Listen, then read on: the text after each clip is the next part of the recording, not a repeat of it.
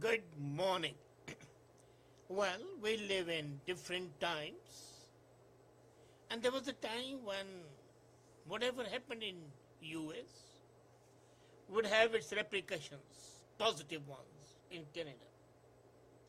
Our policies were dovetailed to the US policies, and it had its own advantages.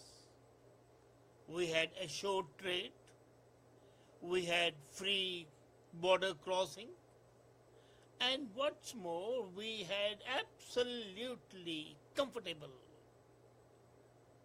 worry-free security. No rat was there.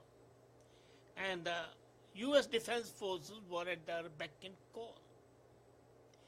That was really good. We didn't have to spend a penny. But when our policies change, if not diametrically, at least they are skewed enough, it is a cause for concern. President Trump's budget coming tonight, the first speech is going to say very clearly that they are going to destroy ISIS in the next 10 months because the Pentagon has prepared a plan for that. But he is not that much against Russia. The media and the Democrats are crying hoarse about Russia, but Trump is keeping a low tone. And then comes the startling news. Well, it's not exactly startling. We knew it and I talked about it. About 6 months back, that we are sending 400 soldiers, 4,000 soldiers to Poland. But now comes a different news, and that is that we'll have a battalion of 1,500 soldiers from different countries, Albania, Italy, Poland, Slovenia, and Spain. None of the major countries, not Germany, not France, not Sweden, not Norway, not even Italy, and of course not England. So small countries who have practically no say globally. So these 1,500 soldiers, along with a contingent of 450 soldiers, would be posted permanently about 30 kilometers northeast of Riga, the capital of Latvia. Now, it's a tiny Baltic country of about 2 million people. And we are sending the soldiers there. And this would be led by the 1st Battalion Princess Patricia Canadian Light Infantry. And they'll be there to protect against Russia. Can you believe that in case Russia really wants to take over Latvia, really wants, threats are one thing, saying is another, but it really wants, these 1,500 soldiers can protect Latvia, a population of 2 million people. Russia would gobble them in half an hour. You remember Crimea? When Crimea was taken over, not a single shot was fired. Ukraine and all the NATO forces kept watching while Russia gobbled it up and did not even fire a single shot, as I said. So if Crimea could be taken up when all the NATO forces, including US, Germany, France, British, they were there, do you mean to say that light infantry brigade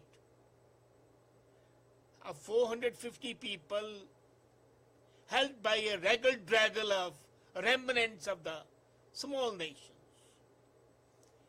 can stop Russia from gobbling up? No. This is a recipe for disaster. If it was not a recipe for disaster, then other major countries would also be participating, but they are not participating. Now, at the same time, we have 4,000 soldiers in 4 multinational battlegrounds.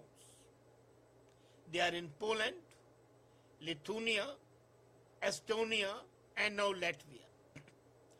And they help these countries bolster their capabilities.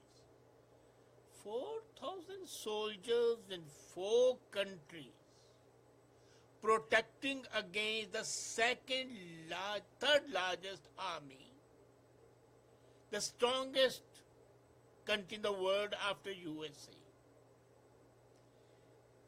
Canadian contribution will be made up of 3rd Canadian Division troops. Earlier they were in Poland as a part of Operation Reassurance in 2014. So, that some problems. One, people coming from 8 different countries have a different way of thought. How would Canada, leading it, make it a cohesive unit? They have different cultures. They have different languages. Canadians are proud of being bilingual, but they don't understand English and they don't understand French. At least the soldiers don't. So how would you make them a cohesive unit? Then, their sympathies would be more with Russia because Russia is a motherland for them, rather the fatherland for them. So even when they fight, they'll be fighting more as mercenaries rather than as dedicated soldiers. Thirdly, and the most importantly, having your own just 4,000 people spread over these nations, the former parts of Soviet Russia, is thin. Slicing it too thin, spreading it too thin, and they may not be viable. Now imagine, Latvia was brought into in NATO, not because it can contribute something.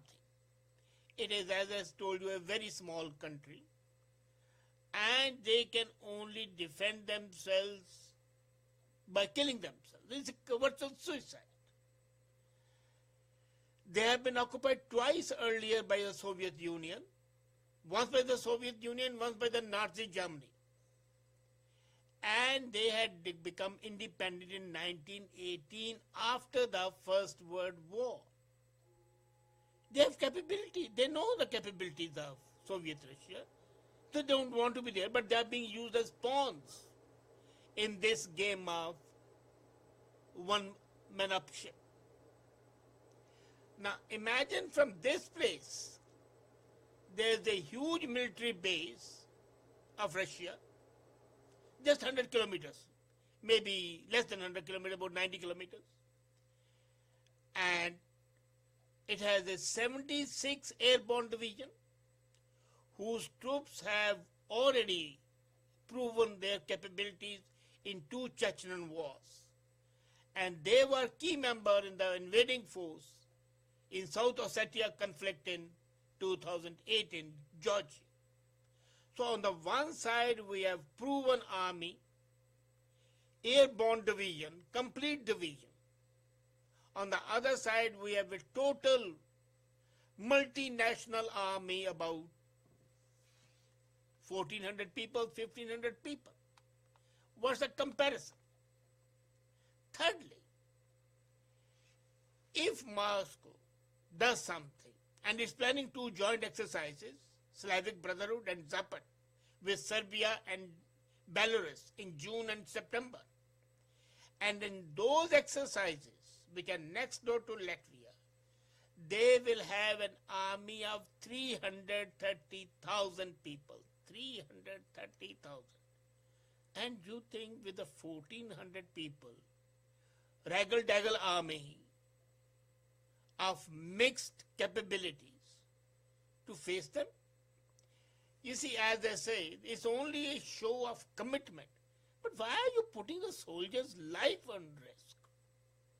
The Canadian soldiers are not a showpiece to show that you are brave, which you are, but not sufficiently capable of stopping the onslaught.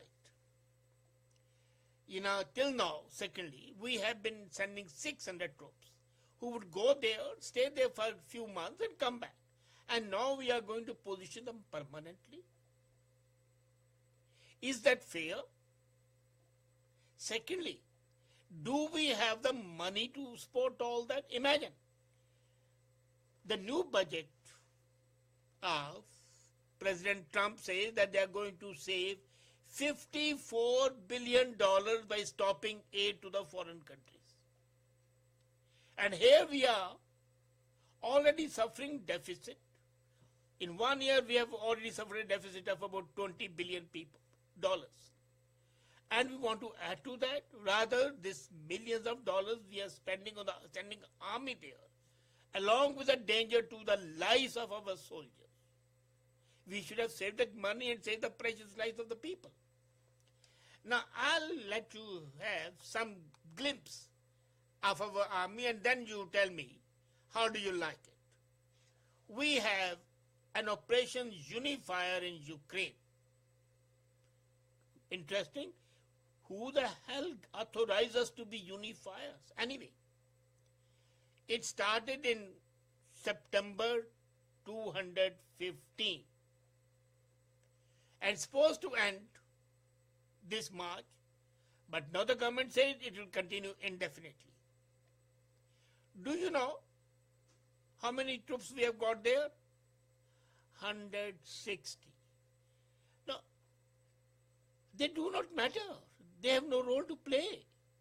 But we are spending a lot of money on that, and as I said, we are also in danger of losing our manpower, losing our precious soldiers. So these 160 people, they are part of the International Peacekeeping Security Center in the Ukrainian ministry. They train people and they are helping them for that. It doesn't jet. Second is Operation Reassurance, as I told you, in Poland since May 2014. The total number of soldiers? 200. So from 160, we have increased the strength to 200. And they are a part of the NATO team as a deterrent to Russian aggression. They have already participated in 24 exercises in Romania, Lithuania, Estonia, Germany, Poland, and Latvia. Now, is it possible that these 200 people can do something in Poland? And Poland is no danger. Imagine it. Poland is one country which has never said that we are in danger from Russia. As a matter of fact, at one time, Poland was the headquarters of all the communist countries of the world, the pact, Warsaw Pact. Third, enhanced forward presence, and that is Latvia setting up now, starting this June in Adasi, about 450 people. At present, they have already 200 are there.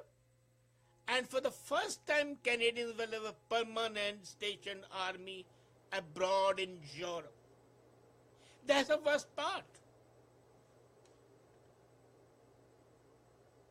Why are we doing it? Does it make sense? It does not. Does it make economic sense? It does not. So neither it makes military sense nor economic sense. Then why are we doing it? We are forgetting one thing,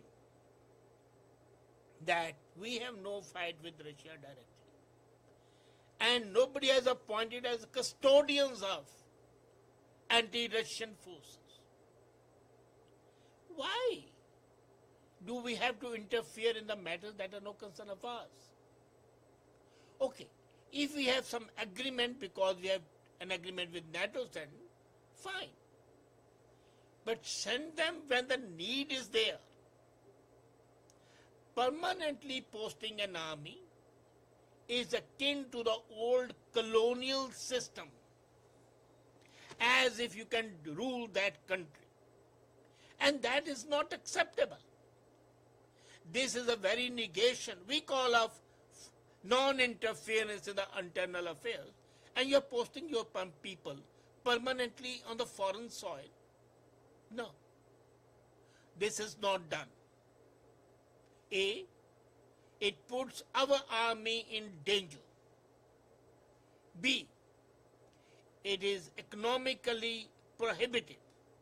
C, it is ethically wrong that you should dictate to the third countries. I hope the government learns to maintain its prestige as an objective observer. You know, as a country, we can play a major role, but that's not by showing off our puny army. That is by showing moral authority. Moral authority is by actions, not by posting your army permanently on foreign soil. It's time we take heed and do not jump into something which may have horrendous results for the nation.